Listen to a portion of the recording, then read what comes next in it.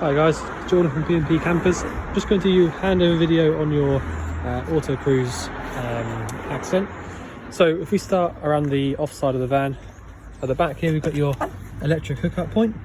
So if you want to plug into your electric hookup, you can put it just in there. So that's at home, campsite, wherever you've got access to that. That's where that goes in. That'll start basically starting up your battery charger, starting your leisure battery being charged up straight away. Next to that is the toilet cassette. So if we get that out from there, you see you've got a little yellow button at the very back of the cassette itself, which basically when you empty it out from here, you need to push and hold on that button. It's basically an air pressure release valve, and then popping that back in all the way and then lifting it up to take it over. That closes back over, and then whichever one of the keys, if I just get the keys out, maybe this circular topped key. Hand, this one. Key goes in there, and then just turn it whichever way it'll go, and take it out, and then you won't be able to press that button anymore. Same for a lot of the other things around the van as well. Water cap. So this is your fresh water inlet. That button just goes back in there, and you get a nice cover just there, so you don't have to see it all the time. Wastewater drain. So turning that all the way around allows the water to come out. See the same going the other way. In the cab itself, you've got a couple of things. The engine battery sits under the floor just down there in front of the passenger seat, which is really nice and easy to get to. If you need to change the engine battery out for any reason, then it's nice and easy to get to just down there. 6-speed manual gearbox, where reverse is over into the top left, lifting up on the back here to get there. You have got air conditioning, which is controlled via this button just here. Obviously that won't work unless the number is on 1 or above. And the rest of it is all just kind of the standard, where you want the air to go to, drawing air in from outside or recirculate, all of that kind of stuff. Hazards, just here in the middle. You can lock the cab from inside, and the heated rear window switch is just there, although I don't think the heated rear window is actually still original in this van. Although if it is, then that is where that is. Your fog light is this one just here, and your headlight aim are these two just here. This little mode button is kind of like it kind of like goes through and does the settings on your actual screen just inside here if you ever needed to. Lights on and off on the left hand stalk just here, along with your indicators, and your washers and wipers are on the right hand side. You've got your horn, which is on the middle of the steering wheel, and you've also got some steering wheel controls. So by the looks of it, you can probably link up a phone or something to your actual stereo, because you've got these phone symbols just here. Reversing camera is up there, all wired up. You've got electric adjusting mirrors, so you choose which mirror you want to move by doing this, and then you just turn it like a joystick to actually get it to move to where you want it to go. Electric adjusting windows, and again locking and unlocking the cab just from there as well. So under the bonnet itself, over on the left hand side, we've got your washer fluid reservoir. Your power steering is this one just under here. Coolant, brake fluid, and to actually top up your engine oil, you've got this cap just down here on the left hand side. Engine oil's dipstick is this yellow one just here at the very front, so you can pull that all the way out and double check what the level's like. To actually get to any of these, by the way, you just need to undo these 3 little clips at the top, and then this entire top section just comes all the way out. Because your engine battery sits under the floor in the cab, if you want to jump start the van, they've sort of thought about that and made sure that you can do that. You've got a positive terminal just here underneath this flap. So that's this one just here, and then your negative is this little point just up here. So it does say here, only for jump start. So basically, if you want to charge the battery up at some point, you do have to go directly on top of the battery. But if you want to just jump start it, you can just go from here. Because the headlights are automatically adjusting, you can do that from just inside. There's no sort of, you don't have to do anything down there. But yeah, other than that, I think that's about it in front of the bonnet. To actually release the bonnet and get in there, you've got this bonnet release lever just on the inside of the passenger door. Right, so you've got a pair of swivel seats just here. The swivel part is by pulling on this lever or this one, and then the seat will just swivel round nice and easily. Your freshwater outlet is this one just down here on the near side, so that's just exactly the same idea there. Fridge vents are these ones just here, and your boiler vent is this one at the very back. At the very back of the van you've got a couple of things. Inside here is your boiler drain, so if you wanted to drain the water out from your boiler, you lift this little lever up like so, or close it back down again to stop the water from coming out. And you've also got your gas locker, so you've got a new 6 kilo propane bottle in there. Obviously our gas pressure test has all been done and it's all good. So all you need to know really is turning the gas bolt on, it's anti-clockwise around to the left, like so. And then turn it off, it's clockwise round to the right, like that. If you find that you turn the bottle on and nothing comes through on the inside, you sometimes have to press this little green switch in for a couple of seconds and then let that go. It does tell you how to do that up there. But yeah, it's basically just like a safety sort of thing.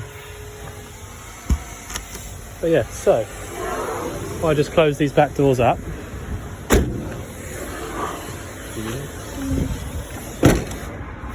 Okay, so we'll go on the inside of the van now. I'll show you a few bits in here. So it's all pretty straightforward, to be fair. Really nice, easy to use van. So right above the door here you've got your control panel. This pretty much controls, well, nearly everything I suppose. So the main on and off switch is just this one in the middle, power, and because it's already on, if I click it just the once, it doesn't turn off or anything like that, it just comes up saying that it's on. Obviously if it stayed on all the time you'd have a bright green light in the middle of the night, and that's really annoying, so that's why it will go off after a couple of seconds.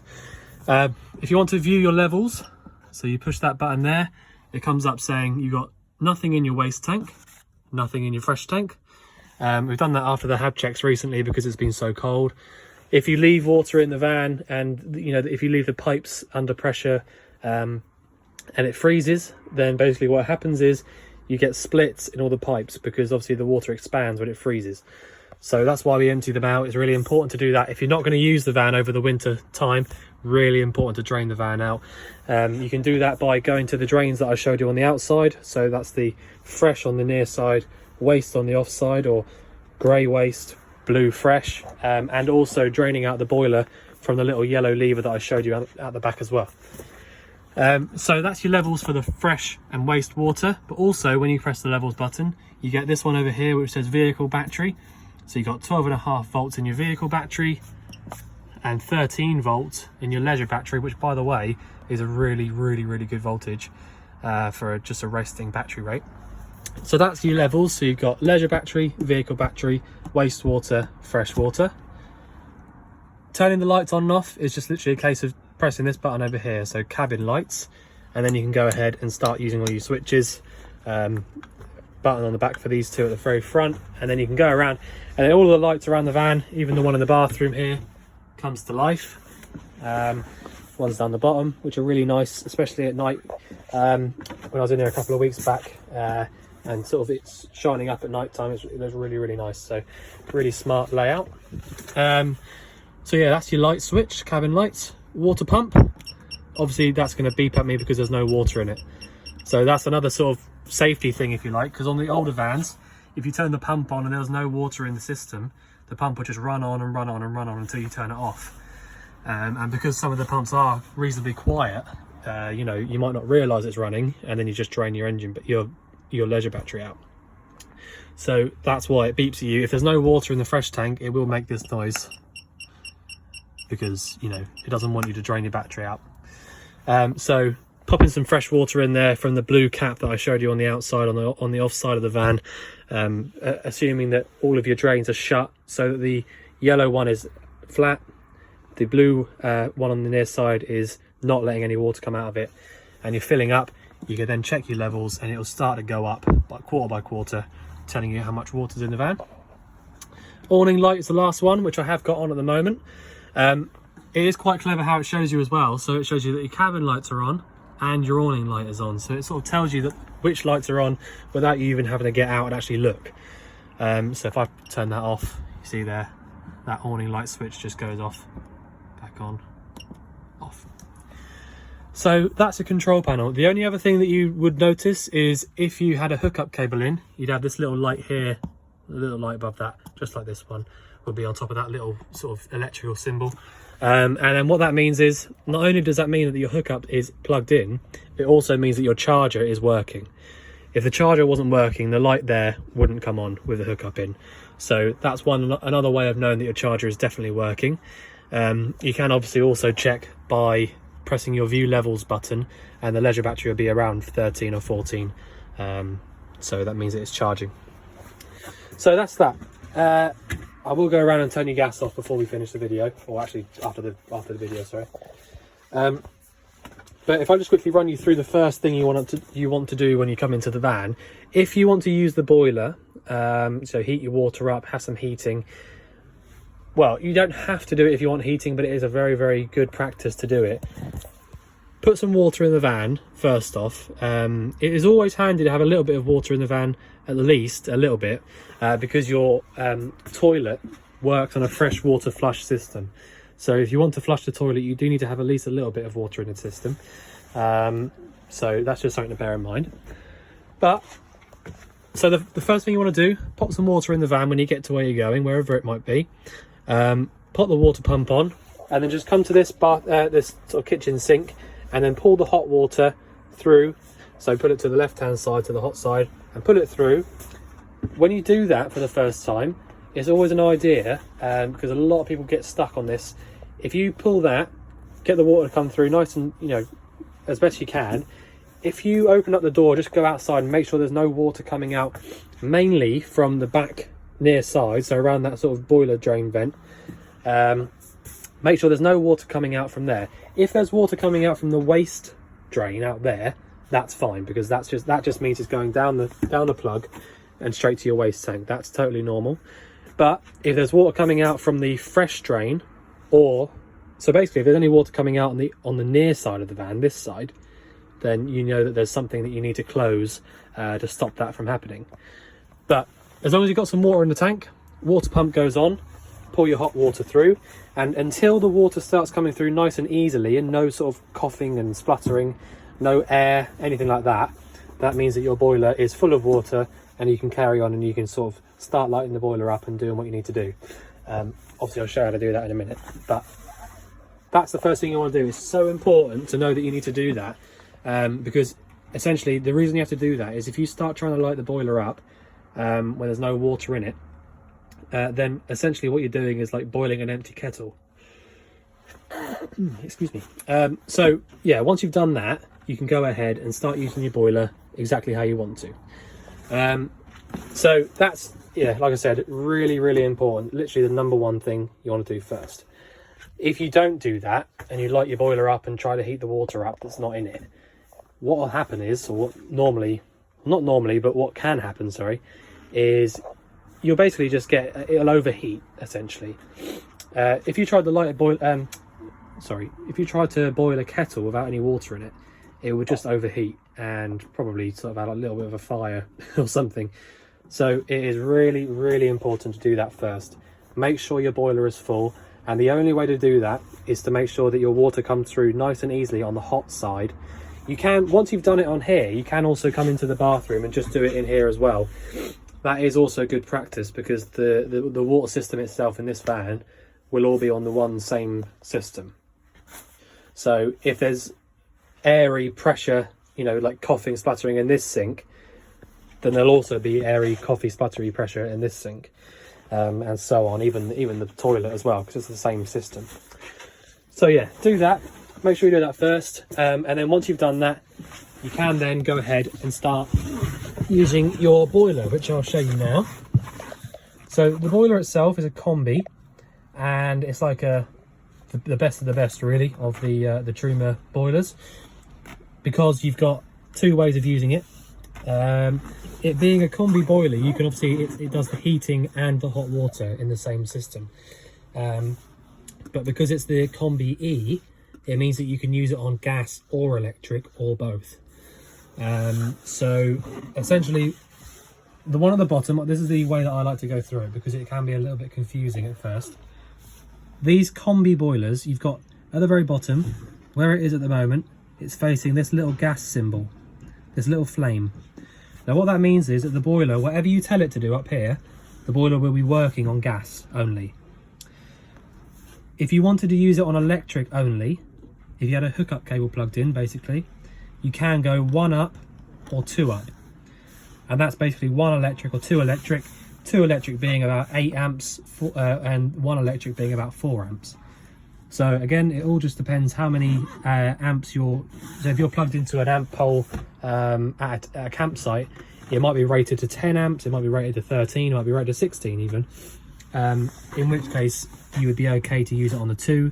But if you had the fridge on mains, something else plugged in onto the plug socket on mains, all at the same time, even the microwave as well, if you use too much power, it tends to trip the trip on the actual thing that you're plugged into outside. So just make sure that you sort of do a little calculation. You know, it doesn't have to be too like dramatic, not over the top, but if you think to yourself, all right, okay, I want to use the microwave in a little bit, but I've got the boiler on this 2 electric system, then you know you might want to switch one off and you know do it one at a time, sort of thing, depending on what sort of ampage pole you're on. But there you go, that's just something to bear in mind. Don't worry too much about that, it's usually fine, but it's just something to point out. So up all the way to the top is electric only. Right in the middle there is gas only. 1 down or 2 down is gas and 1 electric, or gas and 2 electric. So that's pretty much, you know, that is all this bottom one does. The bottom one doesn't actually make the boiler work, it just tells the boiler how to work, what energy to use basically. So mostly, or most people would leave it just there as it is there on the gas only symbol, because most people just use the boilers on the gas. But if you did want to just use it on electric only, if you had a hookup plugged in, just go up to the top and then start messing about with this top one, telling it what to do afterwards. But for now, because most people just use it on the gas, I will leave it there. So that's the energy. So telling the boiler how to work, the energy is the bottom one. The top one is a little bit more simple, I think. You've got these two at the top, which say 40 and 60, which is your hot water temperatures. And so if I just went up to 1, or to 40, sorry, then essentially what would happen is the boiler will try and light up, it'll light up, and then it will heat the water up to 40 degrees. If I go up 1 more, 60, it'll do exactly the same thing, but it'll heat the water up to 60 degrees, and that's it. So no heating whatsoever. If we wanted to have heating, you go down 1, so that down 1 is heating only. And if you wanted heating and hot water at the same time, you go down 2, and then you get heating and hot water. So we run through it again. So what some people remember it as, the much older vans, because Truma have always made the boilers really in most motorhomes, the much older vans have summer setting at the top, winter setting at the bottom. And so essentially what that means is, in the summer you'd want hot water for a shower, but you wouldn't want heating. So that's why up is a summer setting, and down is a winter setting, because you've got heating or heating and hot water. So the van stays warm, but you also have that hot water at the same time. So that's just one way of remembering it. But essentially, if you go up on this top one, you get hot water only. If you go down, you get heating. Go down all the way, you get both heating and hot water at the same time. So if I had a hookup cable plugged in at the moment, I could go, if I thought to myself, right, the boiler's full of water, and I want hot water at 60 degrees on electric only, I would choose electric only at the bottom, and then I'd go 60 degrees hot water, and if I had a hookup cable plugged in, this would be glowing up orange. All right, Same if I wanted heating only, but I thought, okay, I've got a hookup cable in and I've got gas switched on as well. I want to use them both at the same time. I'd go all the way down to the bottom here, and then I would go heating there. All right. But that's how they work. So basically, to switch it off, it doesn't matter where this bottom one is, but as long as this one here at the top is facing the little 0 here, then your boiler is completely switched off. Like I said, that can sometimes be a little bit of a bit much information to try and sort of remember all at once, but you know, it's the good thing about having the video. You can sort of go back, and I do try and sort of take my time with those, because people do get stuck on them sometimes. But once you've got the hang of using that combi system, it is a dream. Honestly, it's really, really, really good. Right, so this is the fridge. Really simple, to be fair. Much more simple compared to the older fridges. If you want to, the fridges work 3 ways, but there is also another thing with the fridges that I need to talk to you about.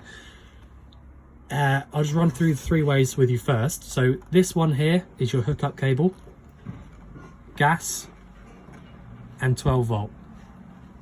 So the hookup is self-explanatory. To switch it on, you just press the on button, and then you would just choose hookup. That obviously won't work because there's no hookup plugged in. It'll probably start beeping. That's good timing. If I wanted to light it up on gas, click the gas symbol. The ignition is automatic. You don't have to touch anything, and in fact I've just heard that light up straight away. So that's it. You just leave that exactly how it is, and it will just do its own thing, lit up on gas, and it'll cool down. And if the engine was running, I would click this last one here, and again, if I press that, it'll start beeping again because the engine isn't running. So the way these fridges work, the same on all of the other fridges and all the other motorhomes, you have to get the fridge cold first before you start driving and use this 12 volt one. The fridge already has to be cold.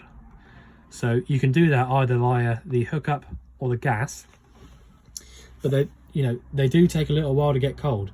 So if you imagine if you had a fridge like at home, it's all well and good when it's already cold. It'll, obviously stay cold sort of forever. But when you first get a fridge and fill it up with stuff and first ever turn it on, it takes hours and hours to actually get cold. And it's exactly the same on these fridges. They're nothing particularly special. They're not better or worse than a household fridge, but they do take a little while, because at the moment, obviously, this fridge is warm on the inside. It's not cold because it's not been on. So if you want to use the fridge properly, you need to get the fridge cold first, probably the night before you go away. So fill it up with all your stuff, and then either plug a hookup cable into it, or make sure your gas is on and use it on gas.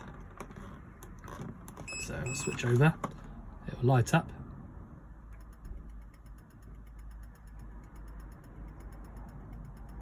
After a couple of goes. And then basically, once you've done that, leave it a good few hours before it gets cold. Make sure that when you put your hand in there, it is actually cold. And then once you've done that, you can then go ahead and switch it over to the 12 volt for when your engine's running.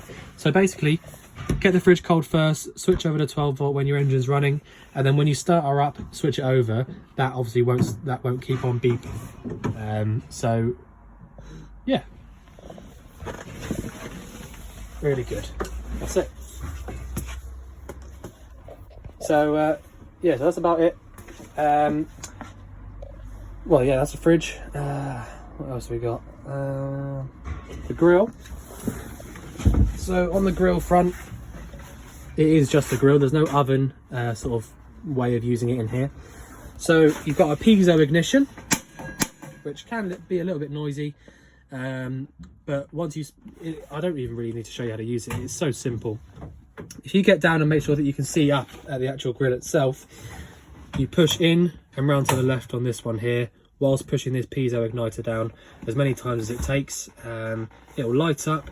The only thing you need to sort of bear in mind with the grills here is that it makes sure that it lights up both sides of the grill, because sometimes when they light up, you'll notice it only lights up one side, and then when they eventually do go on both sides, if you don't light it up on both sides straight away, you get a bit of a whoosh, if you like, and sometimes it's not very nice. So just make sure that when you light it up, it'll always light up one side first, because the igniter sits on one side, not the other. not on both sides, if you like.